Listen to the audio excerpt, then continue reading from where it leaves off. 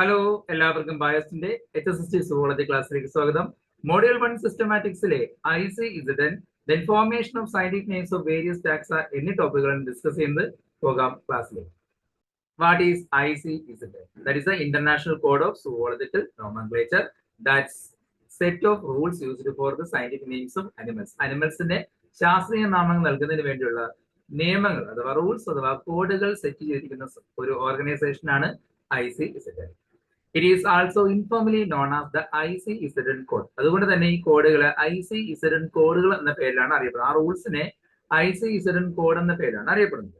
These codes are elaborated by International Commission of Zoological Nomenclature. ICZN commission ആണ് ഈ റൂളുകളെ elaborate ചെയ്തിരിക്കുന്നത്. This commission is powered by International Union of Biological Science. Its purpose to ensure universality, uniqueness, stability, consistency in animal names. മൃഗങ്ങൾക്ക് പേര് നൽകുമ്പോൾ universally accept ചെയ്തിരിക്കുന്ന ഒരേ ഒരു പേര്, യുണീക്ക് ആയിട്ടുള്ള പേര്, അത് സ്റ്റേബിൾ ആയിട്ടുള്ള പേരുകൾ നൽകുക എന്നതാണ് ഇതിന്റെ ഉദ്ദേശം. ഈ നിയമങ്ങളെ ഭേദഗതി ചെയ്തുകൊണ്ടുള്ള പുതിയ കോഡുകൾ പ്രാബല്യത്തിൽ വന്നിട്ടുണ്ട്. അതേക്കുറിച്ച് പിന്നെ ഡീറ്റെയിൽ ആയിട്ട് പറയുന്നതായി. What are the objectives of ICZN? To provide one correct scientific name for each animal taxon. ഓരോ അനിമൽസിന്റെ ടാക്സോണും അനുയോജ്യമായ സിംഗിൾ വേർഡുകൾ, സിംഗിൾ നെയിംസ് നൽകുക, ഒറ്റ പേര് നൽകുക എന്നത്, കറക്റ്റ് ആയിട്ടുള്ള ഒറ്റ പേരുകൾ നൽകുക എന്നതാണ് ഇതിന്റെ പ്രധാനപ്പെട്ട objectives. Avoid confusion caused by multiple names. അതായത് ഒരു പേര് നൽകുന്നത് കൊണ്ട് തന്നെ കൺഫ്യൂഷൻ ഉണ്ടാകില്ല. വിവിധ പേരുകൾ ഒരേ അനിമൽസിനോ അല്ലെങ്കിൽ പല അനിമൽസിനോ ഒരേ പേര് നൽകുന്ന വഴിയുള്ള കൺഫ്യൂഷൻ ഒഴിവാക്കുക. To maintain stability in zoological nomenclature. Zoological നോമൻക്ലേച്ചറിന് ഒരു സ്റ്റെബിലിറ്റി കൊടുക്കുക. Standardise rules internationally. ഈ റൂളുകൾ ഇന്റർനാഷണലി സ്റ്റാൻഡർഡൈസ് ചെയ്യുക. Regulate publication and availability of names. Publications regulate ചെയ്യുക, അതുവഴി അനിമൽസിന്റെ പേര് ലഭ്യമാക്കുക. History of ICZN. ICZNന്റെ ചരിത്രം ആരംഭിക്കുന്നത് 1758 ജനുവരി 1 സിസ്റ്റമാ നാച്ചുറയുടെ 10ാമത്തെ എഡിഷനോട് കൂടിയാണ്. സ്കോൾ ലിനേസ് തന്റെ സിസ്റ്റമാ നാച്ചുറ എന്ന പബ്ലിക്കേഷന്റെ 10ാമത്തെ എഡിഷൻ അത് പബ്ലിക്കേറ്റ് ചെയ്യുമ്പോഴാണ് ആദ്യമായിട്ട് ICZN എന്ന ആശയം അദ്ദേഹത്തിന്റെ പബ്ലിക്കേഷനിലൂടെ ഉരുത്തിരിയുന്നത്. അത് ജനുവരി 1, 1758 this work introduced and standardized the binomial system of nomenclature for animal. ഈ ഒരു പബ്ലിക്കേഷനിലാണ് ജീവജാലങ്ങൾക്ക് ബൈനോമിയൽ നോമൻക്ലേച്ചറിലൂടെ പേര് നൽകുന്നതിനെ കുറിച്ച് പ്രസിദ്ധീകരിച്ചിരിക്കുന്നത്. അതായത് ജീവജാലങ്ങൾക്ക് 2 വേർഡുകൾ അടങ്ങുന്ന ബൈനോമിയൽ നോമൻക്ലേച്ചർ നൽകുന്നതുമായി ബന്ധപ്പെട്ട പ്രസിദ്ധീകരണമായിരുന്നു ആ 10ാമത്തെ എഡിഷനിൽ ഉണ്ടായിരുന്നത്. All names published before 1758 are automatically considered to be unavailable. എന്നാൽ ഇതിനു മുമ്പ് ഈ ഒരു 10ാമത്തെ എഡിഷൻ പബ്ലിഷ് ചെയ്യുന്നതിന് മുമ്പ് അതുവരെ ഉണ്ടായിരുന്ന പേരുകൾ, ലിനേസ് നൽകിയിട്ടുള്ള പേരുകൾ ഉൾപ്പെടെ അത് അസാധുവായിരുന്നു. അതിനുശേഷം ലിനേസിന്റെ റൂളുകൾക്ക് ശേഷം പിന്നെ ഒരു വന്ന കോഡാണ് സ്ട്രൈക്ലാൻഡ് കോഡ് ഇൻ 1842. 1848 സ്ട്രൈക്ലാൻഡ് എന്ന സയന്റിസ്റ്റിന്റെ റൂൾസ് വന്നിട്ടുണ്ടായിരുന്നു. ഇത് പിന്നീട് ഇതിന്റെ ആദ്യത്തെ ഒരു സംരംഭമായിട്ട് മാറിയിട്ടുണ്ട്. First series attempt to create rules for zoological nomenclature was the Strickland code. Strickland കോഡിലൂടെയാണ് ആദ്യമായിട്ട് എല്ലാവരും അംഗീകരിച്ചിരിക്കുന്ന സുവോളജിക്കൽ നോമൻക്ലേച്ചറിന് ആവശ്യമായിട്ടുള്ള റൂൾസ് ക്രിയേറ്റ് ചെയ്തിരിക്കുന്നത്. ഇത് പ്രിപ്പയർ ചെയ്തത് HE സ്ട്രൈക്ലാൻഡ് സയന്റിസ്റ്റ് ആണ്. ഇദ്ദേഹം ഇത് പ്രിപ്പയർ ചെയ്യുകയും ഒരു കമ്മിറ്റിക്ക് മുമ്പായിട്ട് അത് അവതരിപ്പിക്കുകയും ചെയ്തു, പ്രസന്റേഷൻ ചെയ്യുകയും ചെയ്തു. ആ committee British Association for the advancement of science എന്ന കമ്മീഷന് മുൻപാകെയാണ് ഇദ്ദേഹം ഇത് പ്രസിദ്ധീകരിച്ചത്. It was the first formal code of zoological nomenclature. Zoological നോമൻക്ലേച്ചറിന്റെ ആദ്യത്തെ ഫോർമൽ കോഡ് കൂടിയായിരുന്നു ഇത്. ഇത് എംഫസൈസ് ചെയ്യുന്നത് priority of names and stability nomenclature.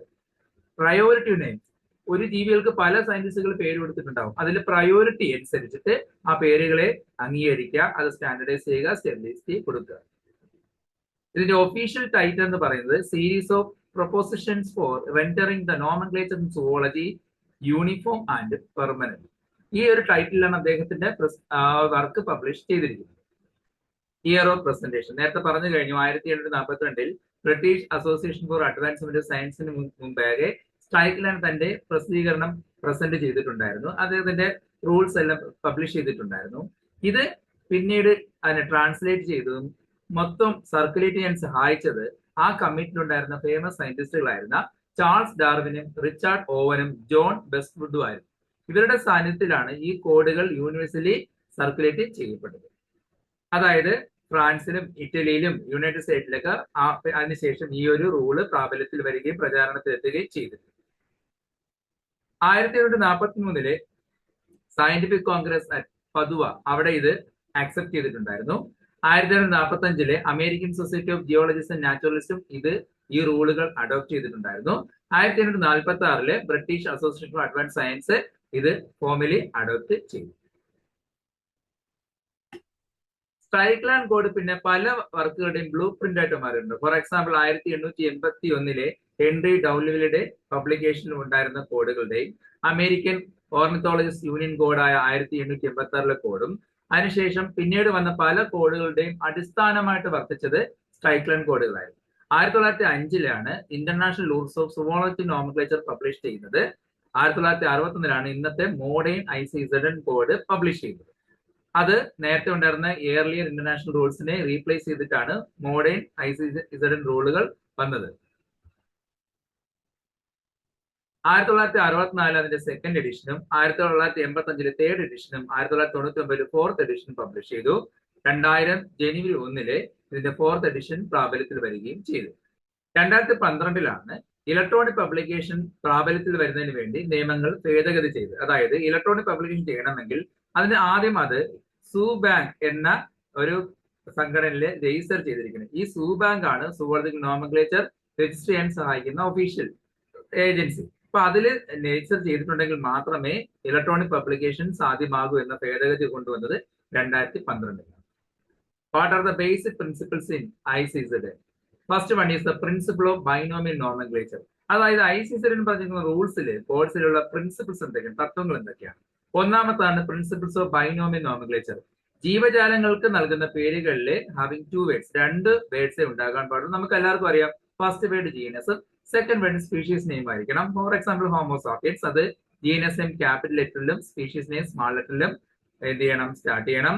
ഇനി ഇത് പ്രിന്റ് ചെയ്യണമെങ്കിൽ ഇറ്റാലിക്സിലും ഹാൻഡ് റിട്ടൺ ആണെങ്കിൽ സെപ്പറേറ്റ് അണ്ടർലൈൻ ചെയ്യണം എന്ന റൂളും നമ്മൾ പഠിച്ചിട്ടുള്ളതാണ്. രണ്ടാമത്തെ പ്രിൻസിപ്പിൾസ് ആണ് പ്രിൻസിപ്പിൾ ഓഫ് പ്രയോറിറ്റി. ഇത് നിലവിൽ വന്നത് 1842 അതായത് പ്രയോറിറ്റി എന്ന് പറയുമ്പോൾ പല സയന്റിസ്റ്റുകളും വർക്ക് ചെയ്യാം. അപ്പോൾ ഒരേ ജീവിക്ക് പല സയന്റിസ്റ്റുകളും പല രീതിയിൽ പേരുകൾ നൽകാം.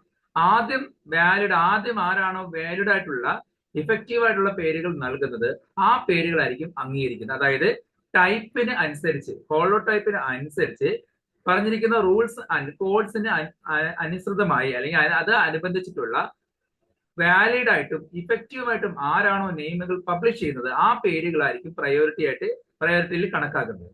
The oldest available name is the valid name unless rejected or overruled by the code or commission.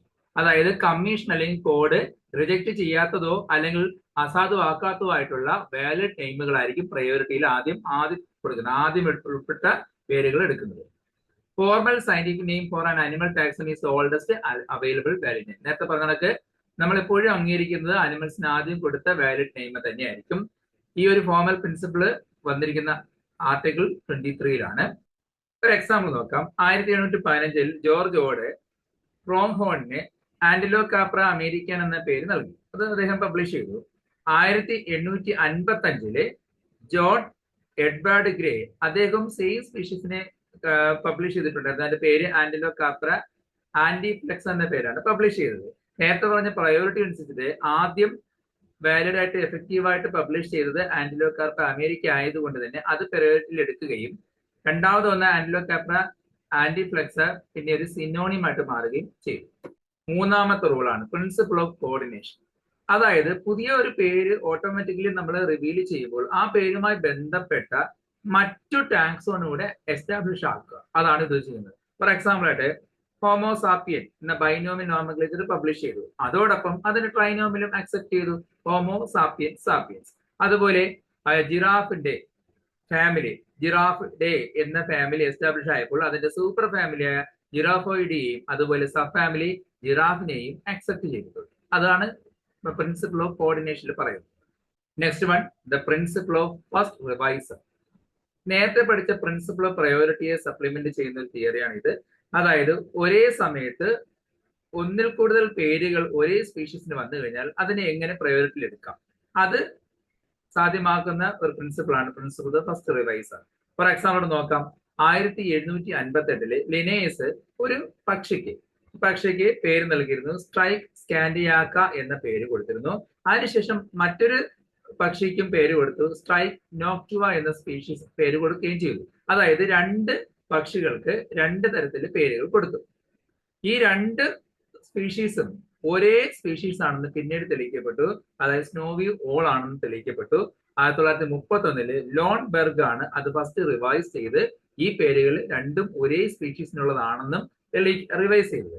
അതുകൊണ്ട് തന്നെ ആദ്യത്തെ പ്രയോറിറ്റിയിൽ ആദ്യം എന്ന പേര് ഏതായിരുന്നു? സ്ട്രിക്സ് കാൻഡിയാക്ക എന്ന പേരായതുകൊണ്ട് തന്നെ അതാണ് പ്രാബല്യത്തിൽ വന്നത്. മറ്റേ പേര് അവോയ്ഡ് ചെയ്യുകയും ചെയ്തു, അല്ലെങ്കിൽ സിനോണിമായിട്ട് മാറ്റുകയും ചെയ്തു. Next one principle of homonym. അതായത് ഹോമോണിം എന്ന് പറയുമ്പോൾ 2 വ്യത്യസ്ത സ്പീഷീസ് ഒരേ പേരുകൾ വരാം. 2 സയൻസിൽ 2 സ്പീഷീസിന് പേര് നൽകിയപ്പോൾ 2 പേര് നൽകിയത് ഒരേ പേരുകളാണെങ്കിൽ അതെങ്ങനെ നമുക്ക് വാലിഡ് ആക്കാം, അല്ലെങ്കിൽ ഏത് പേരിനെ വാലിഡ് ആക്കാം? ഫോർ എക്സാമ്പിൾ നോക്കാം. 1779 ഡ്രൂറി എന്ന സയന്റിസ്റ്റ് ജമൈക്കയിൽ നിന്നും ഒരു കോളിയോപ്റ്ററയെ എസ്റ്റാബ്ലിഷ് അല്ലെങ്കിൽ കണ്ടുപിടിച്ചിട്ട് അതിന്റെ പേര് നൽകിയത് സെറാംബിക്സ് മാക്കുലാറ്റസ് എന്നായിരുന്നു കൊടുക്കുന്നത്. അതേ സമയത്ത് സ്വിറ്റ്സർലൻഡിൽ നിന്നും 1775 ഫ്യൂബ്ലിൻ എന്ന സയന്റിസ്റ്റും സെറാംബിക്സ് മാക്കുലാറ്റസിനെ മറ്റൊരു സ്പീഷീസിന് ആ പേരുകൾ നൽകുകയും ചെയ്തു. അതായത് 2 ഡിഫറന്റ് സ്പീഷീസിന് ഒരേ പേരുകൾ 2 സയൻസ് നൽകുകയും ചെയ്തു. ഇപ്പൊ നേരത്തെ പറഞ്ഞ പ്രിൻസിപ്പിൾ ഓഫ് പ്രയോറിറ്റി വെച്ചിട്ട് ആദ്യം എഫക്റ്റീവായിട്ട് പബ്ലിഷ് ചെയ്തത് ഡ്രൂറി ആയതുകൊണ്ട് തന്നെ ആ പേര് ആ സ്പീഷീസിന് എടുക്കുകയും മറ്റേ പേര് അതിന്റെ ഹോമോണിയമായിട്ട് മാറ്റുകയും ചെയ്തു. Next one principle of typification. Simple ആണ്. നമ്മൾ നേരത്തെ പറഞ്ഞു ഓരോ ടൈപ്പിന് അനുസരിച്ചിട്ടാണ് സ്പീഷീസിനും ജീനസിനും ഫാമിലിക്കൊക്കെ പേര് കൊടുക്കുന്നത് അല്ലെ. ഒരു ഫാമിലിക്ക് പേര് നൽകുമ്പോൾ അത് ആ ഫാമിലിയുടെ ടൈപ്പ് ജീനസിനെ റെപ്രസെന്റ് ചെയ്തായിരിക്കണം. For example family Felidae, Felis എന്ന ജീനസ് ആണ് അതിന്റെ ടൈപ്പ്, അതിനെ റെപ്രസെന്റ് ചെയ്താണ് ഫെലിഡേ എന്ന പേര് കൊടുത്തിരിക്കുന്നത്. അതുപോലെ ജീനസ് ഗ്രൂപ്പ് പേര് നൽകുമ്പോൾ അതിന്റെ ടൈപ്പ് സ്പീഷീസിനെ റെപ്രസെന്റ് ചെയ്തിട്ടായിരിക്കണം. ഫെലിസ് എന്ന ജീനസ് ഉള്ളത് കൊണ്ടാണ്, അതിൽ സ്പീഷീസ് ഉള്ളതുകൊണ്ടാണ് ആ ജീനസിന് ആ പേര് തന്നെ ഫെലിസ് ഡൊമസ്റ്റിക്ക അല്ലെങ്കിൽ ഫെലിസ് കാക്ടസ് എന്ന പേരുള്ളത് കൊണ്ടാണ് ആ ഒരു ജീനസിന് ഫെലിസ് എന്ന പേര് വന്നത്. ഇങ്ങനെ ടൈപ്പിനനുസരിച്ചുള്ള പേരുകൾ നൽകുക എന്നതാണ് പ്രിൻസിപ്പിൾ ഓഫ് ടൈപ്പിഫിക്കേഷനിൽ പറയുന്നത്. Next one nomenclature. നമുക്ക് എല്ലാവർക്കും അറിയാം there is A method of name. പേര് കൊടുക്കുന്ന രീതിയാണ് നോമൻക്ലേച്ചർ. 2 ടൈപ്പ് പേരുകളാണ് മുമ്പുള്ളത് എന്ന് നമുക്കറിയാം. വെർനാക്കുലർ നെയിംസ് അല്ലെങ്കിൽ ലോക്കൽ നെയിംസും സയന്റിഫിക് നെയിംസ്. വെർനാക്കുലർ നെയിംസിന്റെ ലോക്കലി യൂസ്ഡ് നെയിംസ് ആയിരിക്കും. ലോക്കൽ പീപ്പിൾസ് ലോക്കൽ ലാംഗ്വേജിൽ മാത്രം ഉപയോഗിക്കുന്ന പേരാണ് വെർനാക്കുലർ നെയിംസ്. ഇത് യൂണിവേഴ്സിറ്റി അക്സെപ്റ്റഡ് ആയിട്ടുള്ള ഒരു പേരല്ല, നെയിം അല്ല എന്ന് നമുക്കറിയാം. കാരണം ഒരുപാട് കൺഫ്യൂഷൻസ് ഉണ്ടാക്കുന്ന പേരുകളായിരിക്കും. പല സ്പീഷീസിന് ഒരു പേരാവാം, അല്ലെങ്കിൽ ഒരു സ്പീഷീസിന് തന്നെ പല പേരുകളുള്ള ഓരോ നാട്ടിലും ഓരോ പേരായതുകൊണ്ട് കൺഫ്യൂഷൻ ഉണ്ടാക്കും. അതുകൊണ്ട് വെർനാക്കുലർ നെയിംസ് നമ്മൾ ടാക്സോണമി വർക്കിന് വേണ്ടി ഉപയോഗിക്കാറില്ല. പിന്നെ ലോകം മുഴുവനും അംഗീകരിച്ചിരിക്കുന്ന എഗ്രീഡ് പ്രിൻസിപ്പിൾസിന്റെയും ക്രൈറ്റീരിയയുടെ ബേസിൽ ഉണ്ടായ പേരുകളാണ് സയന്റിഫിക് നെയിംസ്. സയന്റിഫിക് നെയിംസ് പല ടൈപ്പ് ഉണ്ട്. നമ്മൾ പഠിച്ചിട്ടുണ്ട് പോളിനോമിയൽ നോമൻക്ലേച്ചർ, ബൈനോമിയൽ, ട്രൈനോമിയൽ ഒക്കെ പഠിച്ചിട്ടില്ലേ. പോളിനോമിയൽ പണ്ട് കാലത്ത് പേര് നൽകിയിരുന്നത് ഒരുപാട് വാക്കുകൾ ചേർന്നുള്ള പേരുകളായിരുന്നു ഒരു സ്പീഷീസ് നൽകിയിരുന്നത്. പിന്നീട് ചുരുങ്ങി 2 വാക്കുകളുള്ള പേരുകളായിട്ട് മാറി. അതാണ് ബൈനോമിയൽ നോമൻക്ലേച്ചർ, ഇപ്പോൾ ട്രൈനോമിയൽ നോമൻക്ലേച്ചർ ഉള്ളത്. നമുക്കിവിടെ പഠിക്കേണ്ടത് uninomial nomenclature, binomial nomenclature and trinomial nomenclature. എന്താണ് യൂണിനോമിയൽ നോമൻക്ലേച്ചർ? അതായത് സബ് ജീനസ് മുതൽ അതിന് മുകളിലോട്ടുള്ള ഓരോ ടാക്സോണും ഒറ്റ വാക്ക് പേര് കൊടുക്കുന്ന, ഒറ്റ വേർഡുള്ള പേരുകൾ നൽകുന്ന രീതിയാണ് യൂണിനോമിയൽ നോമൻക്ലേച്ചർ എന്ന് പറയുന്നത്. ഇത് സിംഗിൾ വേർഡ് ആയിരിക്കും യൂട്ടിലൈസ് ചെയ്യുന്നത്. ജീനസിന് മുകളിലോട്ടുള്ളതിലെല്ലാം പ്ലൂറൽ വേർഡ്സും, എന്നാൽ ജീനസിനും സബ് ജീനസിനും സിംഗുലർ നെയിംസ് ആയിരിക്കും നൽകുന്നത്. സൂപ്പർ ഫാമിലി ഓയിഡെ എന്ന പേരിലായിരിക്കണം അവസാനിക്കുന്നത്. മനുഷ്യന്റെ സൂപ്പർ ഫാമിലി ഹോമിനോയിഡെ എന്ന പേരിൽ അവസാനിക്കും. ഫാമിലി എപ്പോഴും IDAE അതിൽ അവസാനിക്കണം, ഹോമിനിഡെ എന്ന പേരിൽ അവസാനിക്കുന്നു. സബ് ഫാമിലി INAEയിൽ അവസാനിക്കണം, Homininae. Then tribe INI, Hominini. ഇപ്പൊ ട്യൂണയുടെ ആണെങ്കിൽ Thunnini. Then rarely sub tribe ഉണ്ടെങ്കിൽ അത് INA, ഹോമിനിന എന്ന പേരിൽ അവസാനിക്കുന്നതായിരിക്കണം യൂണിനോമിയൽ നോമൻക്ലേച്ചർ കൊണ്ട് ഉദ്ദേശിക്കുന്നത്.